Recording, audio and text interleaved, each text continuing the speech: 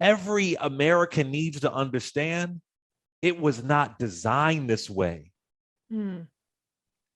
Those framers, founders, whatever you want to call them, they never saw a Black woman going to the Supreme Court, the highest court of the land. There was moments where I was watching her answer a question or watching her smile. I was just said, this was not the way that it was designed. And for that, I can see the beauty in our democracy. For that, I can see the beauty in our country. For that, I could see the beauty in this quote unquote constitution that we've been able, almost like enslaved Black folks did with Christianity. They were able to reinvent Christianity and reinvent this Bible that was used as a tool of oppression to make it resonate with themselves, to fight back, to fight for revolutions, to fight against oppression, using this book that has been used to dehumanize the spirit and the soul of Black people. They said, no, wait, we're going to find the words and the passages that resonate with us. And that's what I feel as if Black folks have been able to do with this country. And now, too many decades later, this Black woman is going to be on the Supreme Court. I was just looking like they never saw it. Even the white abolitionists never saw it. Even William Lloyd Garrison never saw it. Even Charles Sumner never saw it. Even John Brown never saw it. It just, with all the ugliness and stupidity, and I realized Blackburn and Graham and Holly and whatever, like Hallie, the ugliness and stupidity is them being outraged that they never saw it. That's what it's about. They're out there. That's what it is. Because if it were, I would even venture to say, I could be wrong, but if Biden would have selected a white man who had the exact same credentials as Judge Jackson, I don't think they would have gave him the same kind of heat. They would have gave him something, but not what it is here. Her credentials are unprecedented. So that's one of the things I just kept on seeing, is that this was not in the design.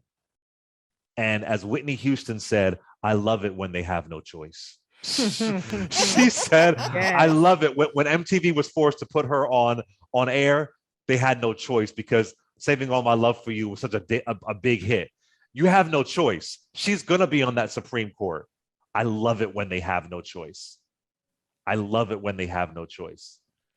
It's, Clay, it's so amazing because, one of the discussions that I always love having, and it's something that a number of them brought up during the discussions too, do you believe the Constitution as a living document versus, original intention?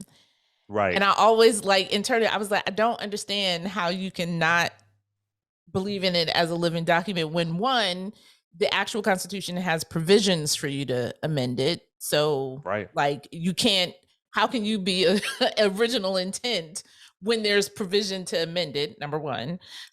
Number two, we are practicing our politics in ways, that is not its original intention in so many different ways, and not just on race, but on gender, and just how we work as a country overall. Senators weren't even voted on by the people, in the beginning. They were appointed. Right, yeah, they were appointed. That's so, right. To be that strict constitutionalist and being that mindset, why stay stagnant? I don't understand people's desire to stay stagnant as humanity. We got to evolve, but we didn't get to have detailed conversations about that, about what do you determine is something that should be amended and changed versus something based upon original intent, right? So then you can, and it's not only to have those questions, but then also to demonstrate her brilliance. right? Yeah, I would have absolutely. loved to have heard her response to, questions like that weren't loaded, with people trying to get sound bites for fundraising, and social media.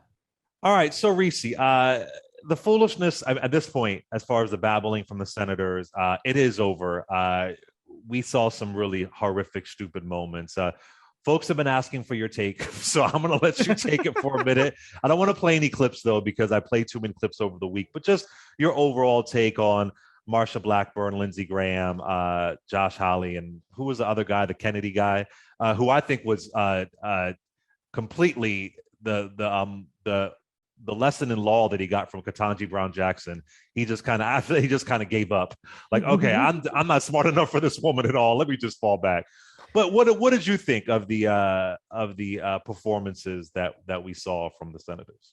Well, that's what they were. They were performances. It was a performance of power from very small, powerless people. I mean, imagine being in a situation where this abomination, her sitting there is a policy failure, right? It's a failure of their coup. It's a failure of every kind of thing they tried to do to disenfranchise Black voters so that you can get a Joe Biden and Kamala Harris in office, so that they could nominate a Black woman to sit on that court. And so her presence is evidence of their failure. It's the failure of white supremacy. It's the failure of Republican obstruction, and they can't do a damn thing about it but kick and scream and purge. I've been saying this. I think what we're seeing from Republicans is we're seeing a purging of emotions, of the inevitability of their powerlessness. Now they can make another stand because we could be brats about voting and we ain't get this and we ain't get that and we ain't gonna vote until we get wrong. And then they can make a resurgence. But in that moment, in those hearings, they know they can't do a motherfucking thing about this Black woman going for a lifetime appointment on that Supreme Court. So there's so much power in that. There's so much defiance without her even saying a word. So for me, yeah, I know people want me to get on there and call people motherfuckers and this and the other and all that kind of stuff. But you know what? For what? For what? Y'all lost. You lost. Right. All of that says na na na na na. Like that would be the only thing I have to say, because y'all lost. We won, bitches. Okay. Yes. So y'all better hope and pray and do all kind of Hail Marys for Clarence Thomas. I don't wish nothing on nobody. I'm just saying. No. We don't. Nothing. But I'm just saying, her being there is a win for us, is a loss for y'all. Y'all can be mad, y'all can be unhinged, y'all can be frothing at the mouth, y'all about to go into a seizure as hard as y'all shaking and doing all kind of shit, being upset. And you can't do nothing about it. You can't do nothing about it. And so she handled herself as she should have. I would have liked to have been like for me, I will never be a politician. I ain't no lawyer, I ain't got no kind of pedigree to end up in nobody's hearing on nothing. But should anybody, just as a gag, just nominate me for some shit to go in front of the Senate, just do it, just for shits and giggles. Somebody just nominate me for, I don't care, an ambassador, a little committee or something. Just let me go on there so I could just represent every person who want to be ignorant as hell in these meetings and be like, who the fuck is you talking to? What's that got to do with me? I got the job. Stay mad, bitches. Like, I just want to give that energy on behalf of KBJ and every Black person who had to suffer through the indignities of listening to these crazy ass white folks be mad about the fact they're gonna get the job. I wouldn't get the job, but it would be fun. It would be I could perform, I could give them something to talk about. But this is just all about their messaging, which, let's be honest, they're on message. They're on brand. If you look at the social media traffic, just like the person who called, he probably was gonna go through the talking points. They're organized. And so that's one thing I don't want us to lose in this process. Yes, KBJ, she's gonna be good, she's gonna be all right. Yes. But our work is not done in terms of now what happens.